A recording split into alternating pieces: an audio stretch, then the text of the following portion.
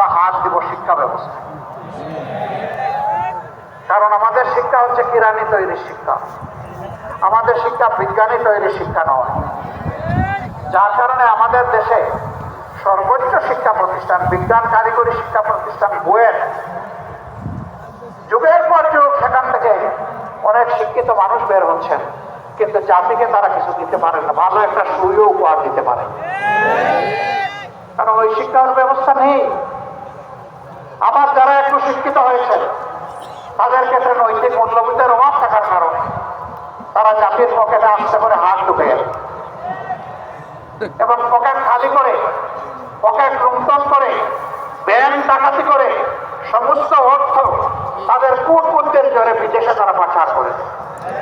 15.5 বছরে দেশ থেকে বিদেশে 26 লক্ষ কোটি টাকা পাচার করা হয়েছে।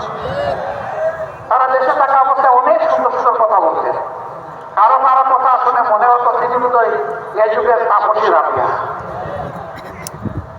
কারো কথা শুনে মনে হতো তিনি বোধহয় হাসান বোস।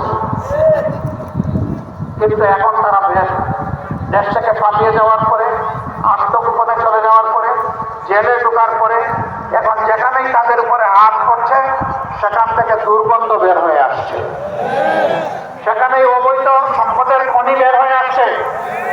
সরকারের কাছে আমাদের স্পষ্ট দাবি, এরা যত টাকা জনগণের চুরি করে দেশে কিংবা বিদেশে জমা করেছে, পাচার করেছে, সবগুলো উদ্ধার করে রাষ্ট্রীয় কোষাগারে ফেরত আনতে হবে এবং সেই টাকা দিয়ে জনগণের সুষম উন্নয়ন করতে হবে। আমরা কোনো বৈষম্য চাই না।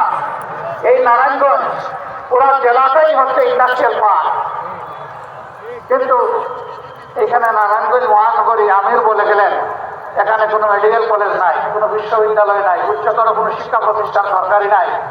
কেন? 26 লক্ষ মানুষের এই নগরী, প্রায় 40 লক্ষ মানুষের এই জেলা, এই জেলা কেন বঞ্চিত হবে?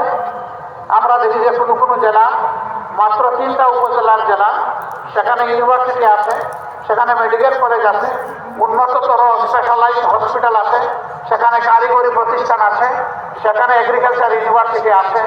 3 উপজেলার জেলায় যদি এটা হতে পারে, 40 লক্ষ মানুষ কি অপরাধ করেছে তাদের এখানে হলো না? যারা গডফাদাররা জমিদারি নিয়েছিলেন তারা কি করেছে?